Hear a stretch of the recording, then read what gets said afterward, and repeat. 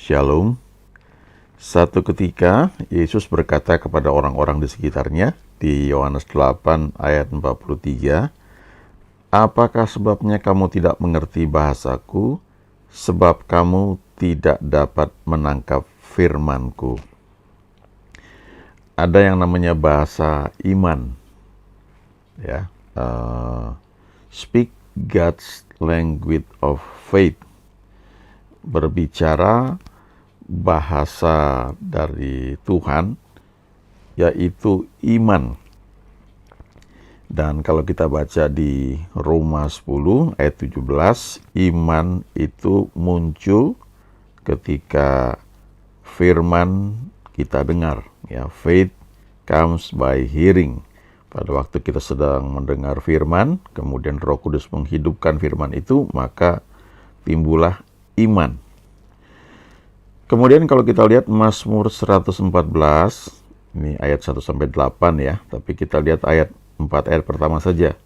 Dikatakan di sini, pada waktu Israel keluar dari Mesir, kaum keturunan Yakub dari bangsa yang asing bahasanya, maka Yehuda menjadi tempat kudusnya, Israel wilayah kekuasaannya. Laut melihatnya lalu melarikan diri. Sungai Yordan berbalik ke hulu, gunung-gunung melompat-lompat seperti domba jantan, dan bukit-bukit seperti anak domba. Kalau kita teruskan nanti, ayat 5 sampai dengan 8, itu isinya mujizat. Ya. Kalau dikatakan di sini, laut melihatnya, lalu melarikan diri, sungai Yordan berbalik ke hulu. Ya. Itu kan mungkin kalau orang yang suka seni mengatakan ini gaya bahasa, ya, seperti apa ya namanya, penggambaran tentang sesuatu ya. Tetapi sebenarnya ini kan terjadi kalau kita lihat di Alkitab, bahwa laut itu terbelah, ya, kemudian sungai Yordan itu juga terbelah, itu terjadi. Jadi sebenarnya ayat 3, ayat 4, kemudian 5-8 itu sesuatu yang terjadi ketika ayat 1 dan 2 itu ada, ya. Yaitu ketika Israel keluar dari Mesir, kaum keturunan Yakub keluar dari bangsa yang asing bahasanya, itu yang pertama, dan selanjutnya, Yehuda menjadi tempat kudusnya, Israel wilayah kekuasaannya. Kita lihat dua ayat pertama ini. Yang pertama dikatakan Israel keluar dari Mesir. Kalau kita baca Alkitab, Mesir itu melambangkan kekuatan manusia atau kebanggaan manusia akan apa yang dia punya, ya, yang ia punya.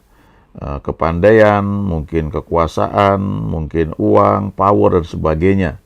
Dikatakan waktu Israel lepas dari itu, keluar dari mengandalkan manusia, lalu kaum keturunan Yakub keluar dari bangsa yang asing bahasanya, yang cara bicaranya itu beda, ya, dengan yang seharusnya, yang diharapkan Tuhan. Artinya ini bangsa yang bahasanya ini adalah mengandalkan kekuatan sendiri, ya, yang membanggakan hasil karyanya, ya, artinya yang tidak mengandalkan Tuhan. Maka selanjutnya Yehuda menjadi tempat kudusnya. Pada waktu keluar dari Mesir, dari bangsa yang asing bahasanya, maka pujian itu menjadi tempat kudus Tuhan, ya, tempat dia bertahta. Tuhan bertahta di atas puji-pujian umatnya. Dan ketika Tuhan bertahta di atas puji-pujian umatnya, maka Israel menjadi wilayah kekuasaannya. Artinya Israel ini yang keluar dari Mesir, yang keluar dari bangsa yang asing bahasanya, itu menjadi tempat Tuhan itu berkuasa dan mewujudkan pekerjaannya, bahkan mujizat-mujizatnya. Yaitu yang ditunjukkan di ayat 3, ayat 4, dan terus sampai 8. Laut terbelah, sungai Yordan terbelah, gunung-gunung melompat-lompat, dan sebagainya. Itu terjadi ketika Tuhan menguasai Israel. Ketika Tuhan bertata di atas puji-pujian umatnya. Dan itu terjadi ketika mereka keluar dari Mesir, dari kekuatan manusia, artinya tidak mengandalkan manusia tapi mengandalkan Tuhan. Lalu kalau kita baca di Perjanjian Baru, ya, ada dua kata yang digunakan untuk kata firman, yaitu logos dan rema. Memang kalau kita baca di definisi, ya, kata logos dan rema itu ya sama, ya, firman. Dan lalu apa yang membedakannya? Ya, ada yang mendefinisikan logos itu adalah keseluruhan Alkitab, ya, totality of Bible. Yesus adalah firman, ya. Firman yang menjadi manusia, itu logos. Tapi kalau rema, itu word comes alive to a specific situation. Itu firman yang muncul, yang menjadi hidup pada situasi tertentu. Ya, yang tadinya sifatnya informasi, kemudian menjadi satu pewahyuan yang spesifik sifatnya. Nah, ini ditunjukkan di Yohanes 8 ayat 43, ini tentang logos, ya. Apakah sebabnya kamu tidak mengerti bahasaku? Sebab kamu tidak dapat menangkap firmanku. Lalu Yohanes 6 ayat 60, ini cerita ketika Yesus menceritakan banyak hal, mengajar banyak hal, tapi orang-orang yang ada saat itu tidak bisa menangkapnya. Mereka sudah lihat mujizat, makan roti dan ikan yang asalnya cuma dari 5 roti dan 2 ikan, ya. Kemudian hasilnya 5.000 orang laki-laki plus wanita plus anak-anak kenyang semua, dan masih ada sisa 12 bakul. Yohanes 6 ayat 60, ya. Mereka ini sesudah mendengar semuanya itu, banyak dari murid-murid Yesus yang berkata, perkataan ini keras, siapakah yang sanggup mendengarkannya? Jadi ketika Yesus mulai mengajar, mereka nggak bisa menangkap. Itu yang seperti dikatakan di Yohanes 8 ayat 43. Kamu nggak mengerti bahasaku. Seorang hamba Tuhan pernah bagikan, ketika kita membaca firman Tuhan, baca dengan hati. Jangan hanya baca dengan intelektual kita, ya, dengan otak kita. Sekian tahun yang lalu waktu saya masih kuliah, saya beli satu kamus, ya, Strong Concordance, ya, tebal sekali, ya. Bahkan saya punya 2 kalau nggak salah itu, ya. Sekarang ini semua sudah dalam bentuk gadget, ya, dalam bentuk software. Di aplikasi Alkitab dengan mudah kita bisa klik ini bahasa aslinya apa, ya, dan cukup jelas apa yang dituliskan di situ. Tapi waktu saya beli Alkitab kamus tersebut, tebal sekali. Jadi kalau misalnya saya lagi merenungkan firman, saya suka lihat nih bahasa aslinya apa. Nah, ada masa ketika membaca itu, karena begitu ingin tahu, ya, ingin bisa, ya, saya paksa otak saya untuk mencernanya, ya.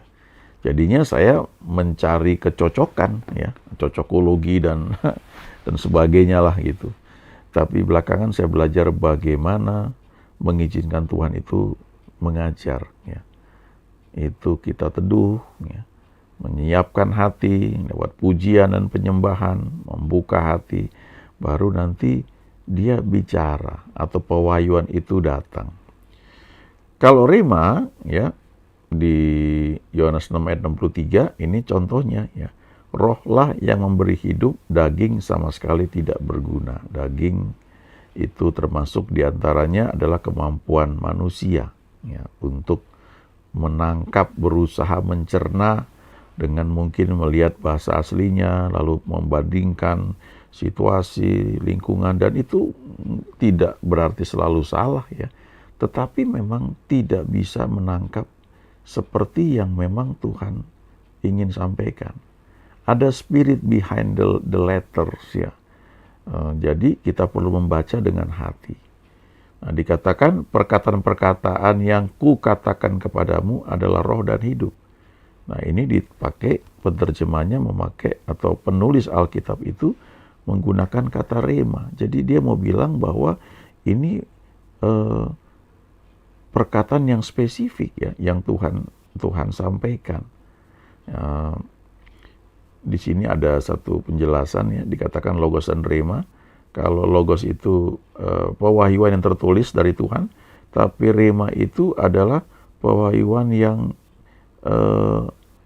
yang hidup ya, yang disampaikan ya, Tuhan bicara kepada kita ya. Makanya terjemahan lainnya creative and spoken word ya. Artinya firman yang disampaikan, dan itu firman yang hidup ya, yang memberikan kehidupan, yang meng-create sesuatu, yang menciptakan sesuatu. Dan itu dikatakan mengaktifasikan rohmu ya. Ada sesuatu waktu kita dengar itu tiba-tiba kayak di-charge hati kita itu. Ada seperti ada power yang masuk ya ke dalam diri kita waktu kita mendapatkan rema itu. Lalu dikatakan it gives you the assurance ya, itu rema itu memberikan kepastian, keyakinan tentang apa yang sedang kamu nantikan. Dan selanjutnya mujizat itu terjadi. Ketika Yesus bertanya kepada murid-muridnya ya di Yohanes 6 ayat 68 ini, kalau kita baca tuh ya, habis ayat 63, terus ayat 66 dari Yohanes 6, banyak murid-muridnya mengundurkan diri. Ya, kenapa? Karena mereka tidak bisa menangkap bahasa yang Tuhan sampaikan, tidak bisa mengerti bahasa Tuhan. Ya. Jadi mereka akhirnya tidak bisa menangkap itu, mereka undur. Ya. Waduh, nggak mungkin lah. Ya, ini bicara banyak sekali ya kalau kita di gereja. Berbeda gereja itu kadang-kadang bukan hanya doktrin ya, tapi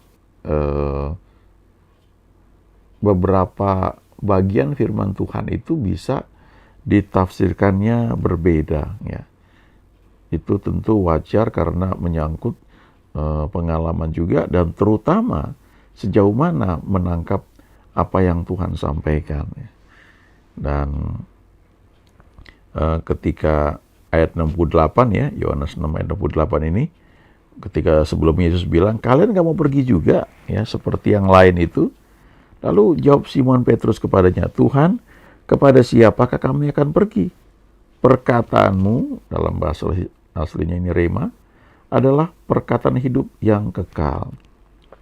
Jadi Simon Petrus ini sudah memahami bahwa yang kau katakan kepada kami secara pribadi itu adalah yang mengenyangkan kami. Itu yang membuat kami ini mau ikut engkau dan tinggalkan segalanya. Simon pernah jalan di atas air, dan itu terjadi karena Tuhan berkata kepada dia.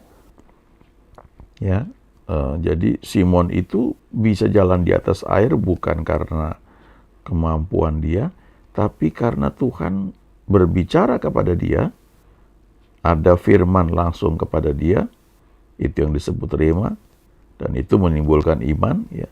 Dan Simon menanggapi, melakukan apa yang dia perintahkan itu, apa yang Tuhan perintahkan, dan dia taat, dia melakukan apa yang Tuhan perintahkan, sehingga mujizat itu terjadi.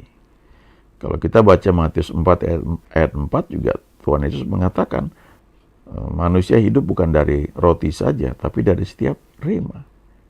Jadi artinya sangat penting kita ini membangun hubungan dengan Tuhan setiap hari. Ya.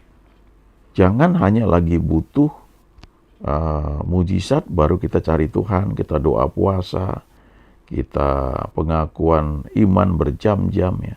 Tapi setelah itu kita kembali ke gaya hidup yang tidak mengandalkan Tuhan, ya. Tidak membangun hubungan dengan Tuhan. Jadi sifatnya ini adalah satu hubungan yang kontinu antara kita dengan Tuhan. Sehingga firman yang kita baca, ya, firman secara umum yang kita baca ini ada pengertian yang kita dapat. Pada titik-titik tertentu kita mendapatkan firman yang hidupnya, di mana Tuhan bicara kepada kita.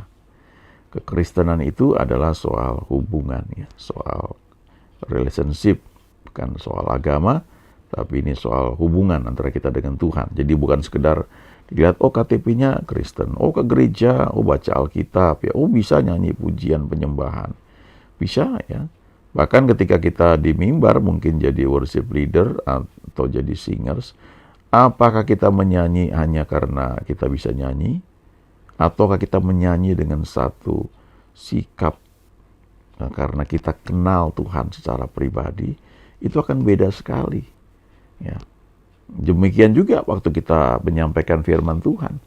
Apakah kita menyampaikan firman hanya sebagai sesuatu yang kita ketahui di otak kita, ya, knowledge, ya, informasi yang sifatnya head to head, ya, otak dengan otak, pikiran dengan pikiran, ataukah kita menyampaikan firman Tuhan itu karena itu lahir dari hubungan kita dengan Tuhan? Itu akan beda sekali, ya. Paragraf yang sama dari firman Tuhan itu disampaikan oleh orang yang punya hubungan dengan Tuhan, pergaulan dengan Tuhan, itu akan beda sekali dengan orang yang hanya mendapatkannya karena informasi orang lain, ya, karena sekolah, dan nggak salah sekolah itu, ya, tapi harus bangun hubungan dengan Tuhan, ya, begitu rupa. 1 Korintus 15 ayat 33 berkata, pergaulan yang buruk merusakkan kebiasaan yang baik. Dengan siapa kita bergaul, itu akan menentukan arah hidup kita.